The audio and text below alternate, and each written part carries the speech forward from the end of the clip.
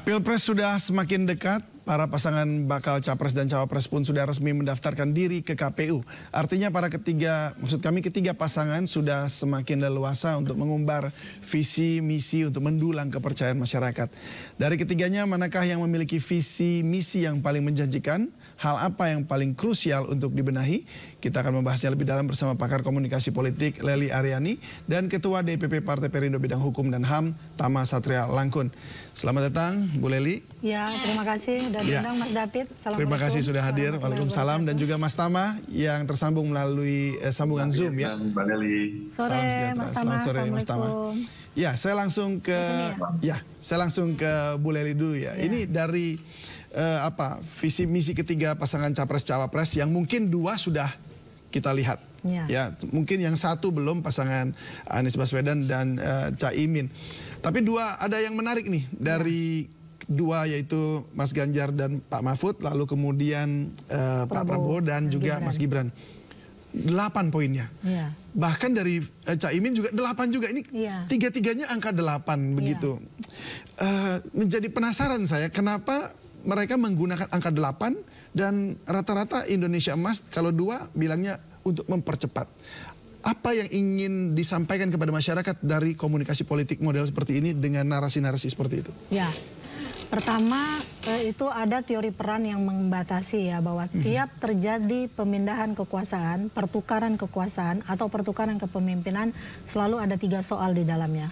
Yang pertama adalah hope atau harapan. Yang kedua change atau perubahan. Yang ketiga unity atau persatuan. Nah, dari ketiga bakal calon presiden ini ada satu yang tagline-nya jelas banget, yaitu esensinya perubahan, gitu kan. Padahal tanpa esensi perubahan pun pasti terjadi perubahan, sebab kan esensinya pergantian kepemimpinan, gitu. Tapi dua, esensi tagline-nya adalah melanjutkan. Nah, melanjutkan itu dengan berbagai program yang sudah disebutkan tadi, termasuk konotasi tentang angka 8. Sebenarnya dalam komunikasi politik itu memang komunikasi itu pada prinsipnya penuh dengan simbol, angka, warna baju, gitu kan. Kemudian aksesoris yang digunakan, apapun bentuknya itu melambangkan sesuatu. Karena itulah dikatakan bahwa manusia itu adalah binatang pengguna simbol, gitu ya. Nah, simbol dalam komunikasi politik itu sifatnya adalah mana suka, sembarangan, dan sewenang-wenang. Jadi sebenarnya mereka boleh saja mengatakan ya udah deh kita pakai angka 8 aja. Nanti ketika nomor urut lalu dibagi, nah itu kan bukan keinginan mereka nomor urut itu, tapi mereka langsung menerjemahkan nomor urut itu. Karena dia bersifat sembarangan, mana suka, dan sewenang-wenang tadi. Jadi sewenang-wenang juga menerjemahkan. Termasuk angka 13 yang dibilang angka sial misalnya ketika urutan nomor partai dan sebagainya. Ternyata semuanya bisa menjadi satu lambang yang memberi kekuatan, meskipun dikatakan tidak mutlak angka-angka itu. Angka 8 juga demikian. Kemarin waktu Pak Jokowi mungkul gongnya Projo ya, 8 juga kan, 8 juga. Artinya kalau begitu dua-duanya punya angka yang makna yang sama terhadap angka 8, tidak membedakan. Ya fix dua-duanya melanjutkan program Pak Jokowi, tapi dengan pengembangan masing-masing. Mungkin ada yang kurang di bidang hukum akan dikuatkan, terutama ada sosok katanya pendekar hukum di sisi Pak Ganjar, seorang Mahfud. Lalu ada sisi lain di kekuatannya di Pak Prabowo, mungkin Gibran yang punya program tentang esensinya anak muda. Tapi ada dua yang saya baca sebenarnya itu rata-rata ya, rata-rata itu adalah bagian dari program yang sebenarnya masih program Pak Jokowi semuanya dari yang dipaparkan kemarin. Terutama misalnya kartu manula ya, kartu lanjut usia, kartu lansia, sama kartu anak itu loh. Ya, balita. Ibu dan anak. Ya, ibu dan anak. Sebenarnya kan kita udah punya, Pak Jokowi udah punya kartu Indonesia Sehat. Kebetulan saya punya nih. Gitu. Ibu saya yang lansia juga punya kartu Indonesia Sehat. Jadi bukan kartu lansia namanya. Anak-anak juga punya gitu. Tapi apakah itu tindihan dari programnya Pak Jokowi yang pengembangan, perubahan atau apa? Karena ada problem di kartu Indonesia Sehat, yaitu orang tidak betah dengan sistem antrinya yang panjang. Itu satu. Pelayannya yang dianggap berbeda daripada bayar pribadi. Agak lebih jutek katanya begitu ya. Lebih jutek. Kita aja ketika tanya, Bu, pasien khusus atau Mbak usus nih karena mau operasi, kita bilang, oh maksudnya Bu usus askes atau apa? Ya askes atau kartu Indonesia Sehat, saya bilang. Oh gitu, iya. Ibu ngantrinya di sana, saya lihat mungkin ada 100 orang nggak jadi. Akhirnya pribadi. Nah, apakah program yang disodorkan penyempurnaannya atau harusnya berubah. Berubahnya itu pada sistem pelayanannya. Jadi kartu lansia itu menunjukkan mereka akan bisa masuk berobat tanpa antri misalnya gitu kan. Jadi semuanya tidak membutuhkan terlalu panjang birokrasinya ketika mereka datang, sama dengan pasien pribadi. Kalau itu baru namanya esensi dari peningkatan program yang ingin mereka lanjutkan. Tapi jika tidak, menjadi sama saja. Baik, kalau gitu kita langsung saja ke Mas Tamalangkun ini. Mas Tamalangkun, Anda dari TPN juga yang kemudian sudah sepertinya mafhum dengan visi misinya ini ya, yang 8 ini juga begitu. Ada makna khusus mungkin barangkali sebagai pembukaannya? Oh iya, kalau makna sepertinya tidak ada yang khusus ya, Bung David. Jadi memang ini merupakan upaya untuk menyederhanakan dari banyak sekali ide-ide yang bermunculan, ide-ide yang kita tangkap, yang kemudian juga itu sumbangan dari masyarakat, dari akademisi dan lain sebagainya, itu kita padatkan menjadi 8 poin gitu ya. Sebetulnya itu banyak sekali, beratus-ratus halaman sudah kita susun, tapi memang ini agar menyederhanakan dan kemudian publik bisa dengan mudah mengerti. Dan bahkan kemudian sebelum 8 tadi juga kita sudah menyiapkan ada 3 fondasi yang memang itu akan ada di semua misi-misi di 8 poin tadi. Ya misalnya kita bicara soal anti korupsi, kita bicara soal digitalisasi birokrasi, termasuk soal ketersediaan anggaran. Jadi itu menjadi fondasi terhadap 8 tadi. Tapi pada intinya 8 tadi tidak ada simbol khusus begitu, itu lebih karena memang dari yang banyak tadi kita buat menjadi sederhana, dan itu 8 poin. Demikian, Bung David. Baik, bagaimana dengan visi misi dari pasangan Pak Ganjar dan juga Pak Mahfud ini mengenai kesejahteraan dari keluarga seperti itu?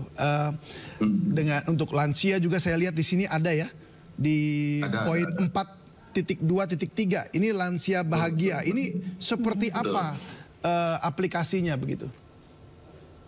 Iya, terkait dengan program-program ditawarkan sebetulnya menjangkau semua isu ya, dari mulai soal lapangan pekerjaan, soal pendidikan, kesehatan, kesejahteraan, termasuk tadi yang kita bicara soal fokus soal lansia tadi.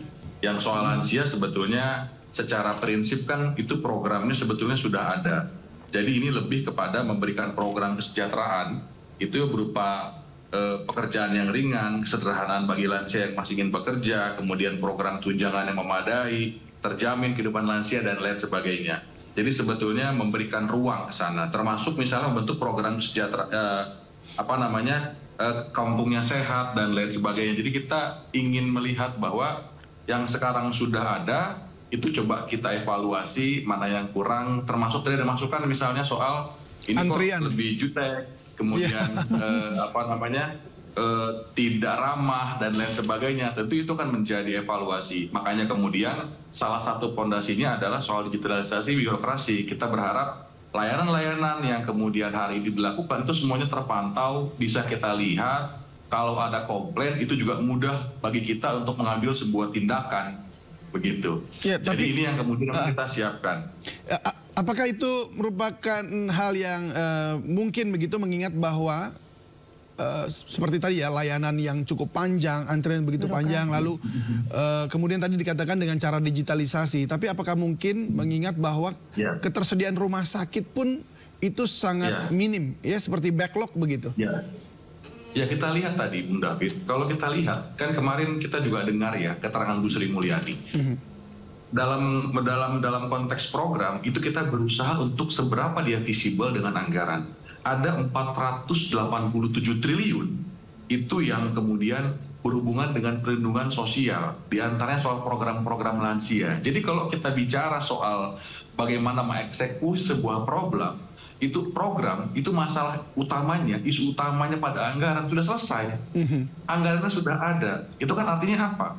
Ini butuh scaling up. Dan kemudian emang butuh konteks-konteks yang sifatnya menyederhanakan sebuah tahapan, kemudian fungsi evaluasinya. Ini kan kemudian yang hari ini belum terlaksana.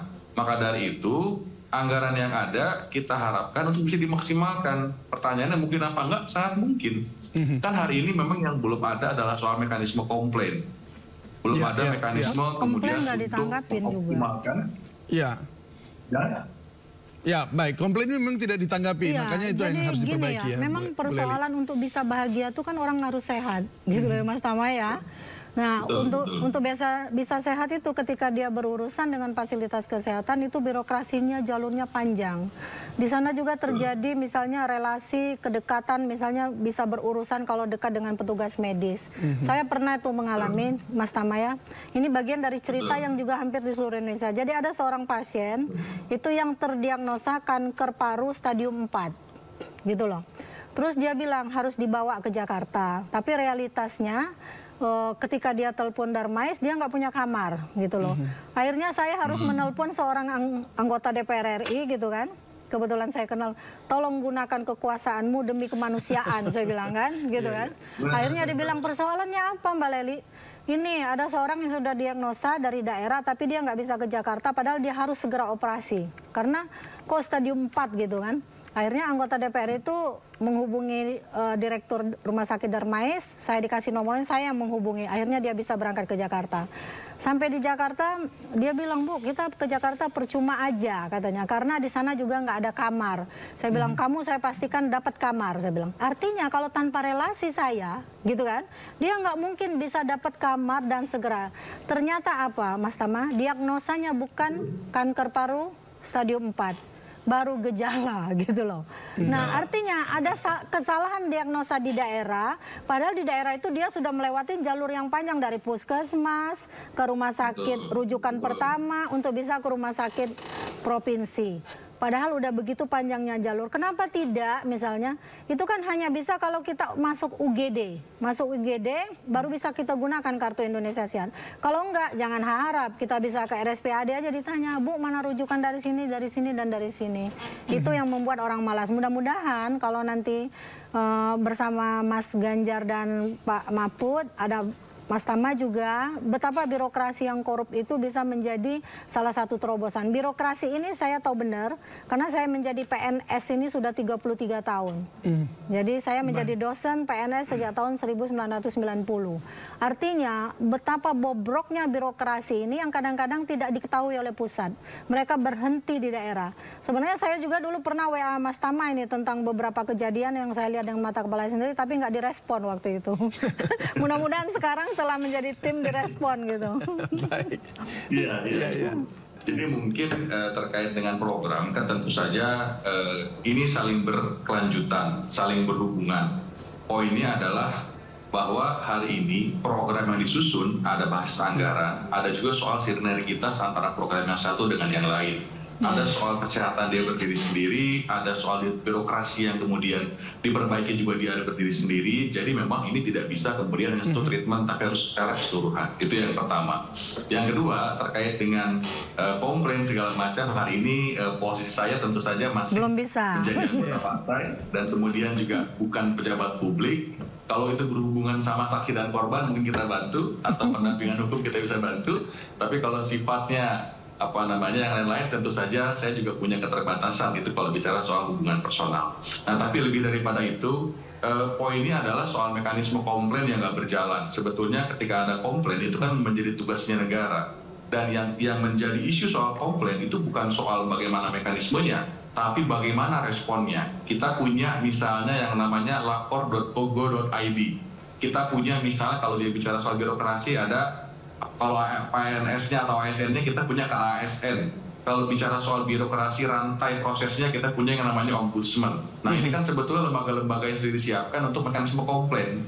Artinya komplainnya tidak bisa personal karena kenal misalnya anggota DPR RI atau misalnya kenal presiden. Karena tidak semua orang punya kenalan anggota DPR RI. Nah iya makanya alhamdulillah Bu Leli bisa menolong lah.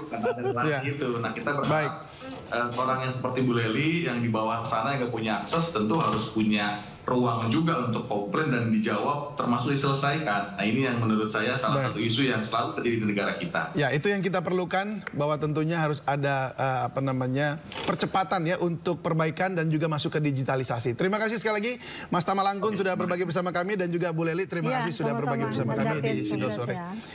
Salam sehat selalu.